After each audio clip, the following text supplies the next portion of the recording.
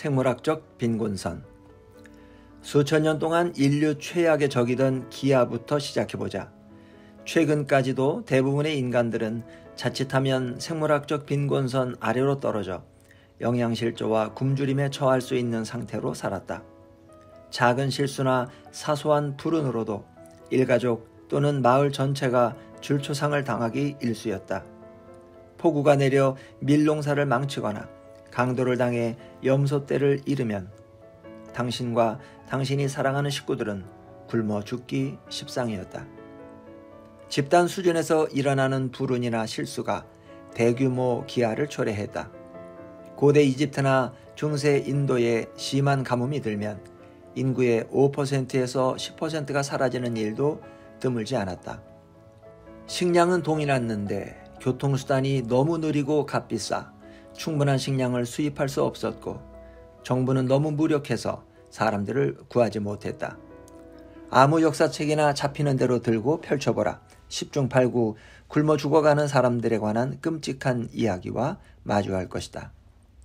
1694년 4월 프랑스의 보베라는 소도시에서 한 공직자는 기아와 치솟는 식품 가격의 여파를 기술하면서 그 소도시가 일도 직업도 없는 탓에 빵을 살 돈이 없어서 굶주림과 생활고로 죽어가는 가난한 영혼들로 가득하다고 말했다. 그 불쌍한 사람들은 어떻게든 연명하고 조금이나마 허기를 달래고자 고양이라든가 가죽이 벗겨진 채 똥더미에 던져진 말고기 같은 불결한 것들을 먹는다. 그리고 다른 사람들은 암소와 황소를 도축할 때 흘러나오는 피라든가 요리사가 길거리에 내다버린 내장을 먹는다.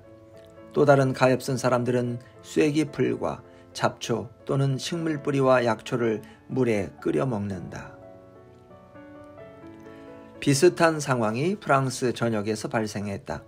날씨가 좋지 않아 전국에 2해 연속 흉년이 들면서 1694년 봄 곡식 창고들이 텅 비었다. 부자들은 자신들이 비축해둔 식량에 지나치게 비싼 값을 매겼고 가난한 사람들은 어쩔 수 없이 떼죽음을 맞았다. 1692년과 1694년 사이에 인구의 15%에 해당하는 약 280만 명의 프랑스인이 굶어 죽었지만 그동안 태양왕 루이 14세는 베르사유 궁전에서 정부들과 놀아났다. 이듬해인 1695년에는 에스토니아의 기근이 닥쳐 인구의 5분의 1이 죽었다. 1696년은 핀란드 차례가 되어 인구의 4분의 1 내지 3분의 1이 죽었다. 스코틀랜드는 1695년과 1698년 사이에 심각한 기근을 겪었고 몇몇 행정구역은 거주자의 20%를 잃었다. 우리는 점심을 거르거나 종교기념일에 단식을 하거나 새로운 마법의 다이어트를 위해 며칠 동안 야채즙만 먹어도 괴롭다. 하물며 며칠 동안 아무것도 먹지 못했는데 다음 끼니는 또 어디에 가서 때워야 할지 막막할 때는 어떨까? 오늘날 대부분의 사람들은 이런 지독한 고통을 겪지 않는다. 하지만 우리 조상들은 불쌍하게도 이런 고통에 매우 익숙했다. 우리를 기아에서 구해주옵소서라고 신에게 소리칠 때 그것은 빈말이 아니었다. 지난 100년 동안 기술적, 경제적, 정치적 발전으로 사회 안전망이 점점 더 튼튼해졌고 그와 함께 인류는 생물학적 빈곤선에서 멀어졌다. 지금도 일부 지역에 이따금씩 대기근이 닥치지만 그것은 이례적이며 10중 8구 자연재해가 아니라 인간의 정치가 부른 인재이다. 세계의 자연적 기근은 더 이상 존재하지 않고 오직 정치적 기근만 존재한다. 지금은 지구 대부분의 장소에서 누군가 실직하거나 전 재산을 잃어도 굶어 죽을 일은 없다. 민영보험제도, 정부기관, 국제 NGO 단체들이 그를 가난해서 구제하지는 못해도 생존에 필요한 하루치 칼로리는 제공할 것이다. 집단 수준에서는 세계적 무역망이 가뭄과 홍수를 사업기회로 전환해 식량 부족을 빠르고 값싸게 해결한다. 심지어 전쟁, 지진, 쓰나미가 국가 전체를 휩쓸어도 국제적인 구호 노력 덕분에 기아까지 가는 경우는 드물다. 물론 지금도 여전히 배를 고른 사람들이 하루 수억 명에 달하지만 대부분의 나라에서 실제로 굶어 죽는 사람은 극소수이다.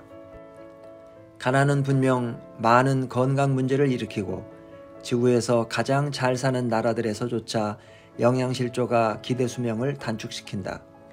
예를 들어 프랑스에는 영양 불안에 내몰린 사람이 600만 명에 이른다. 그들은 아침에 일어났을 때 그날 점심에 먹을 것이 있을지 알지 못하며 대개 배고픈 상태로 잠이 든다. 이들이 섭취하는 영양소는 불균형하고 건강에 이롭지 않다. 탄수화물, 당분, 염분 섭취는 많은 반면 단백질과 비타민은 부족하다. 하지만 영양 불안은 기아가 아니며 21세기 초의 프랑스는 1694년의 프랑스와 다르다. 지금은 보베나 파리 근처의 가장 가난한 빈민가에서도 사람들이 여러 주 동안 아무것도 먹지 못해 죽지는 않는다. 다른 많은 나라에도 같은 변화가 일어났다. 가장 주목할 만한 나라가 중국이다. 수천 년 동안 기아는 황제부터 공산당에 이르기까지 모든 중국 정권을 쫓아다니며 괴롭혔다. 몇십 년 전만 해도 중국은 식량 부족 국가의 대명사였다. 재앙 같은 대약진 정책을 추진하는 동안 수천만 명의 중국인이 굶어 죽었고 전문가들은 상황이 더 나빠질 거라는 기계적인 예측을 내놓았다. 1974년 최초의 세계식량회의가 로마에서 열렸을 때 각국 대표단 앞에는 암울한 시나리오들이 제시되었다. 그들은 중국이 10억 인구를 먹여 살릴 방법은 없고 세계에서 가장 인구가 많은 나라가 파국으로 치닫고 있다는 말을 들었다. 하지만 사실 중국은 역사상 가장 위대한 경제 기적을 향해 나아가고 있었다. 1974년 이래로 수억 명의 중국인이 빈곤에서 벗어났고 비록 수억 명이 여전히 궁핍과 영양실조에 시달린다 해도 중국은 자국 역사상 처음으로 기아에서 해방되었다. 오히려 오늘날 대부분의 나라에서 기아보다 훨씬 더 심각한 문제는 과식이다. 전해오는 이야기에 따르면 18세기에 마리 앙뚜아네트는 굶주린 민중에게 빵이 없으면 케이크를 먹으라고 했다는데 오늘날 가난한 사람들은 이 충고를 문자 그대로 따른다. 비버리 힐스에 사는 부자들은 양상추 샐러드와 퀴노아를 곁들인 찐 두부를 먹는 반면 빈민가에 사는 가난한 사람들은 트윈키 케이크, 치토스, 햄버거, 피자를 배 터지게 먹는다. 2014년에 21억 명 이상이 과체중이었던 반면 영양실조를 겪은 사람은 8억 5천만 명이었다. 2030년에는 인구의 절반이 과체중일 것으로 예상된다. 2010년에 기아와 영양실조로 죽은 사람이 총 100만 명 정도였던 반면 비만으로 죽은 사람은 300만 명이었다.